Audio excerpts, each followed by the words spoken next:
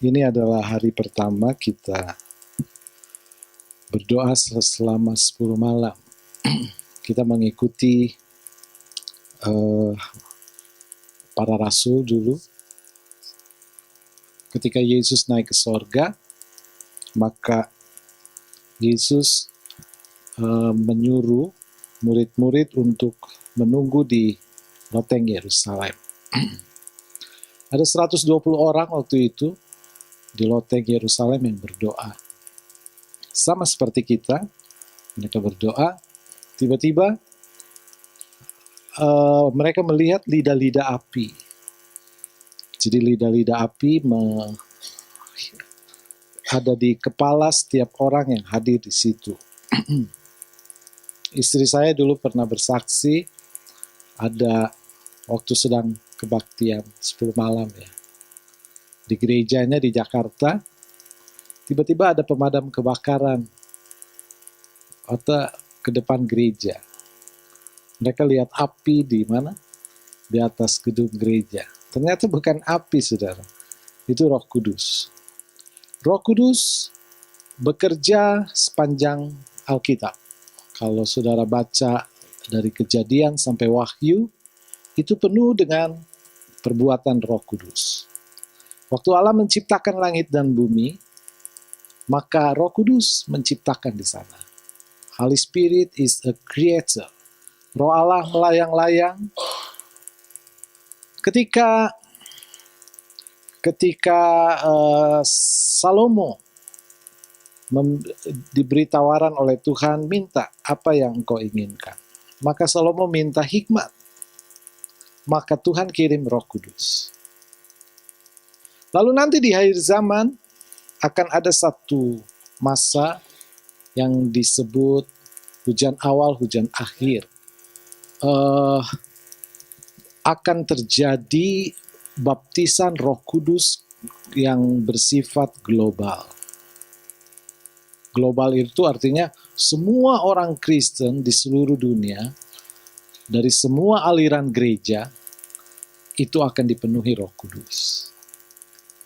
Hujan awal terjadi ketika murid-murid berdoa di loteng Yerusalem.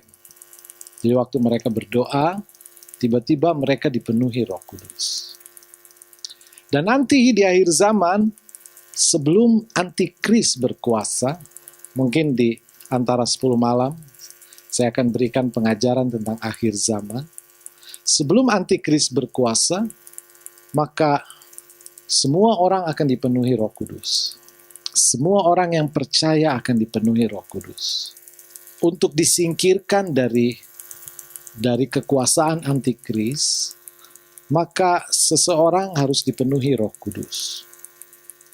Dan semua orang akan dipenuhi Roh Kudus, maka dia akan diasingkan di satu tempat di mana Antikris tidak bisa menjangkau gerejanya. Roh Kudus adalah satu pribadi. Artinya apa? Ada 3 Tritunggal Allah. Itu Allah Bapa, Allah Anak, Allah Roh Kudus. Tritunggal ini bukan 3 Allah. Trinity atau Trinitas atau Tritunggal itu adalah satu kesatuan. Seperti saya, tubuh, jiwa, dan roh. Saya tidak 3, tapi saya 1. Saudara tubuh, jiwa, dan roh. Saudara bukan 3, tapi 1.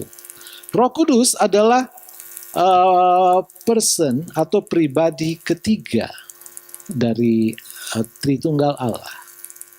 Dia adalah satu pribadi. Paul Yonggi yang pernah jadi gembala, sekarang sudah bukan gembala, saya dengar, yang pernah jadi gembala gereja terbesar di dunia, itu selalu di gerejanya, di mimbarnya, selalu ada kursi kosong. Buat siapa? Buat Roh Kudus. Aneh, saya juga bingung. Buat Roh Kudus bisa duduk ya. Tapi ya itu keyakinannya, no problem. Artinya Paul Yonggi memperlakukan Roh Kudus sebagai pribadi. Itu sebabnya dia dipakai Tuhan. Karena Roh Kudus adalah satu pribadi, maka kita harus memperlakukan Roh Kudus sebagai pribadi. Bukan sesuatu yang abstrak. Ya, orang Indian percaya kepada roh. Ada tapi abstrak. Ada roh awan, ada roh matahari, ada roh bulan, ada roh burung gagak secara pribadi. Ada hamba Tuhan yang tiap pagi kalau bangun tidur, dia bilang, "Good morning Holy Spirit." Selamat pagi Roh Kudus. Atau selamat malam Roh Kudus. Itu sebabnya ada lagu, "Selamat pagi Bapa, selamat pagi Yesus." Padahal di sorga nggak ada pagi, nggak ada siang, nggak ada malam, saudara. Sorga itu terang terus. Roh Kudus adalah satu pribadi yang berkuasa.